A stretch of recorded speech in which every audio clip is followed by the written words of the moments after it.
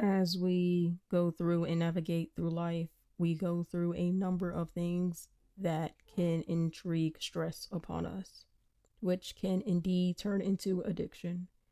So, how do we identify this and how are we able to turn away from this and build healthier and better habits?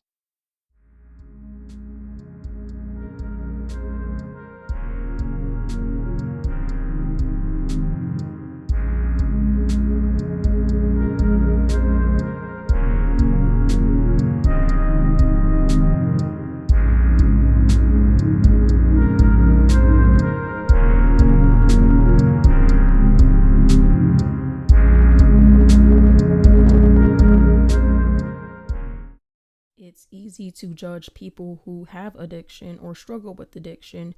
And when I'm referring to addiction, I'm not just referring to drug addiction, I am referring to any addiction. And anything can be an addiction, such as video games, entertainment, food, anything that can trigger the dopamine response in the brain. Because anything we are attracted to, we find ourselves coping with that thing that we use to turn away from the hardships of life, which can follow down to a pattern of becoming addicted to that thing. So, this will be episode 4, how stress and addiction are tied and how to pull away from that and build healthier habits. So, this is going to be more of a somewhat informal video. I hope any person who struggles with either addiction or stress can find this episode to resonate with them very deeply, and more so just not telling you what to do or how to overcome it. It's more so looking at it from a different perspective and getting a better understanding of what I'm coming from. Personally, I think what causes stress and what's a big factor is the amount of importance we place on something. The more importance we give to something, whether that be positive or negative, can influence those feelings of stress. Because in a way, we are somewhat aiming for perfection. And when we aim for perfection or we aim for those standards that we place on that particular thing, intrigues those feelings of stress. This may be more of a basic example, but an example of this being, let's say, for example, you have been studying for your history test and you want to make an A on your history test. And you know that you have to study hard because the professor you have is a tough grader and their class is very difficult. And you don't want to accept anything lower than an A. And so you put all these hours, you put like 40 hours, 30 hours into studying for this test because you want to make sure you know all the material to make sure that you can get that A. And if anything were to go below an A, those feelings will start to rise up. More so, unlike a person who may wing something and they may get a lower grade, or they can get an A, like the one that you're aiming for, but because they took a more laid back approach, in their mind, they're thinking, well, I'm okay with getting A, C, or a B just as long as I pass the test.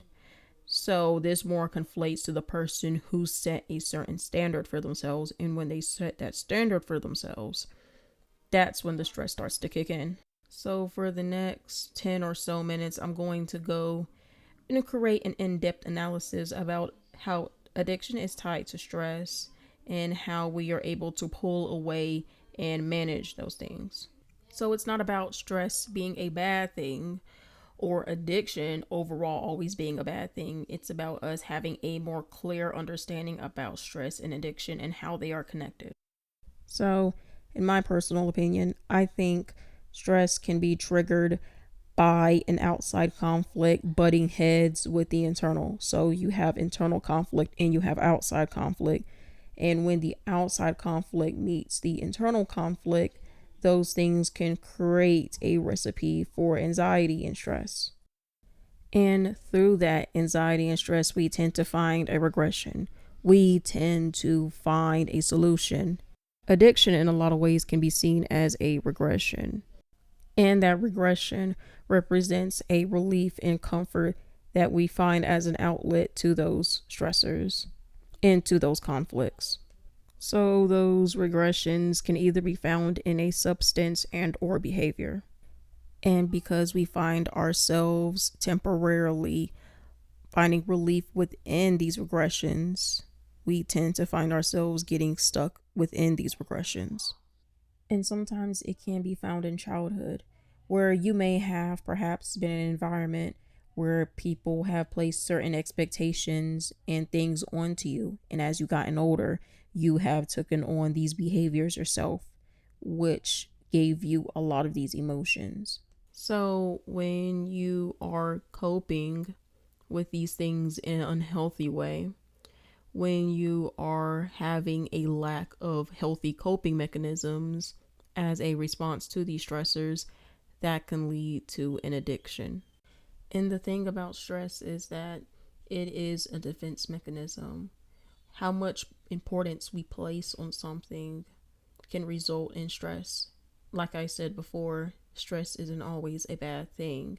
It's about how our brains respond to something that we place a lot of importance on. Personally, I don't experience much stress myself. I feel like as I've gotten older, I've realized that no matter how much stress I may place on something or how much I may worry about something, I cannot tell the future and I cannot foresee the future. So I know that however something plays out, it will always play out, and there's no way I can control that. And I feel like because we lack control, we want to gain control. And I feel like stress is a way for us to want to gain control over something that we may not always have control over. So I feel like acceptance would be a important thing to practice. Radical acceptance can be such a powerful thing, and it can be such a stress reducer to where you can actually be able to face reality without hesitation. Because when we look at reality and we are judging it and we are constantly trying to say, no, it shouldn't be that way or it should be this way, we are fighting tooth and nail to control a situation that we cannot control. And that's one thing that can lead to stress. Because instead of trying to remove stress and negative emotions, that cannot be done. But what can be done is us being able to create a space for those feelings. Because it's not about always the particular thing that's bothering you, it's about the emotion that is causing you to feel this way. So, all this comes down to is how to manage those emotions and not so much the situation. So, it's not about ignoring your problems or your issues, but it's not about being in control of the situation either, always. It's more so an attitude rather than an action. So, another way stress can be created is if you are ruminating in something really bad or difficult that has happened to you. So, it's more so like a system of alarms that's kind of going off within your brain. And of course, it's not always a bad thing. Stress can sometimes be positive when you are, for example, working underneath an environment that is high pressure. You are going to need those high stressors for you to help complete those tasks. And of course, working the prefrontal cortex within your brain. But it becomes a problem when those feelings are overwhelming.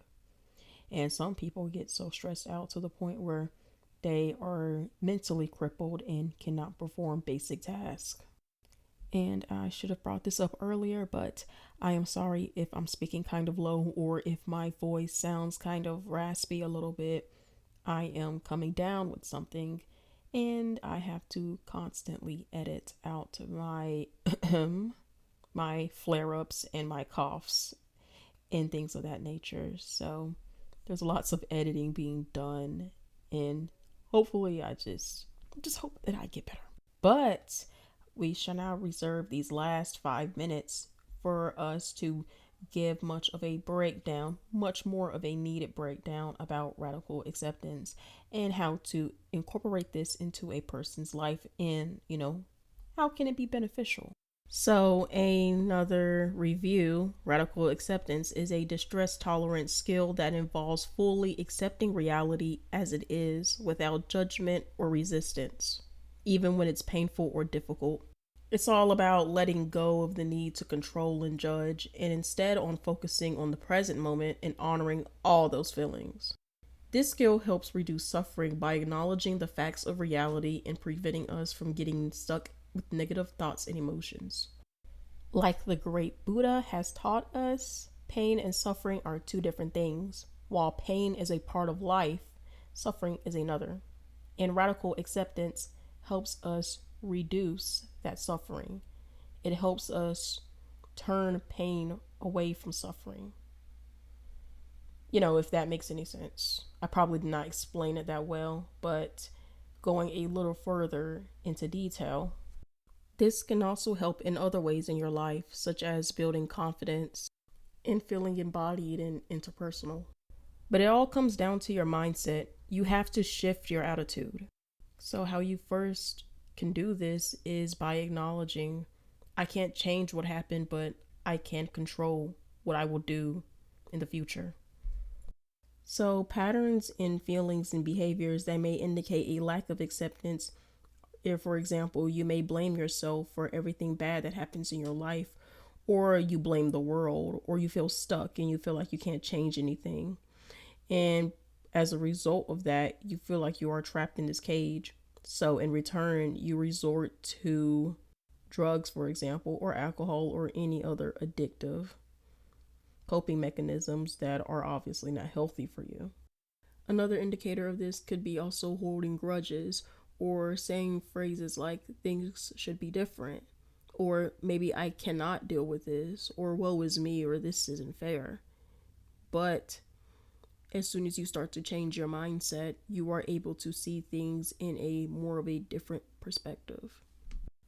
To gain more of a radical acceptance is to let go of bitterness.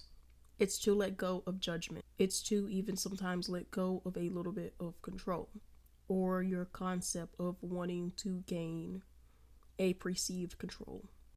Once you are able to do this, you can see yourself in a place where you feel more at a peace of mind. You would gain inner peace in some ways. So, this concludes episode 4 of Chicken Noodle Soup for the Adult Soul podcast. Episode 4: How Stress and Addiction Are Tied, and the Power of Radical Acceptance. See you next time.